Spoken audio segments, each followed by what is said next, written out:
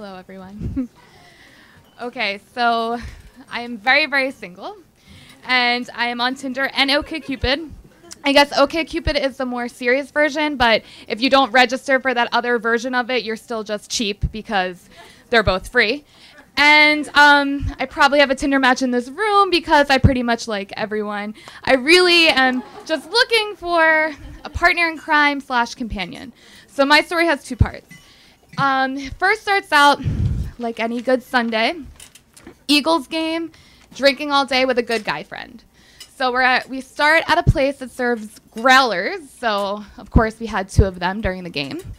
And we just decide, because I'm a teacher and I have a day off the next day, that we're just going to continue this party to another bar, continuously drinking, and I decide it's a great idea to meet a Tinder match. So I take my drunk self to another bar, and I meet my Tinder date. I guess I swiped too quickly to see that he had a handlebar mustache. So I walk up, and I'm very open-minded. I'm not judgmental. I'm very excited to meet this person, and I love to talk, so I'm ready for the date. Until I realize that I am so drunk I cannot make a conversation. And he's an artist, so he decides he does improv, he does acting, he's a bartender. Really up my alley because I'm a very abstract thinker. I'm like, wow, this is going great.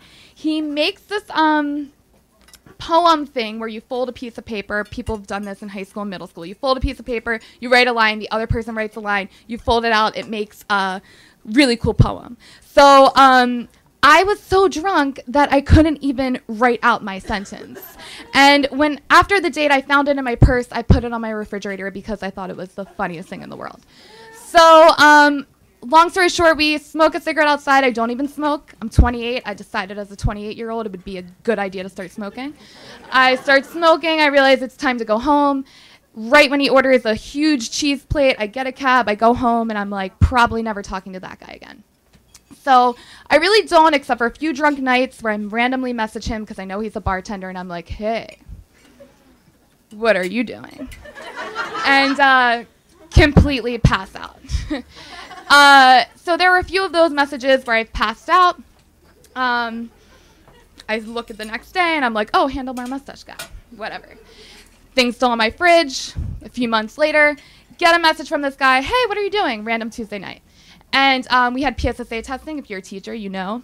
Half days means I can drink every night of the week. So,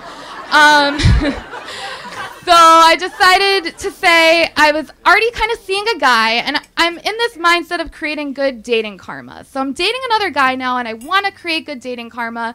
So I'm like, make an excuse. Can't hang out with you on Tuesday night. And then he says, okay, maybe Thursday. Well, Thursday, I'm probably still not going to hang out with him. So he messages me on a Thursday night, and I am just honest with him. I'm like, listen, I'm seeing somebody.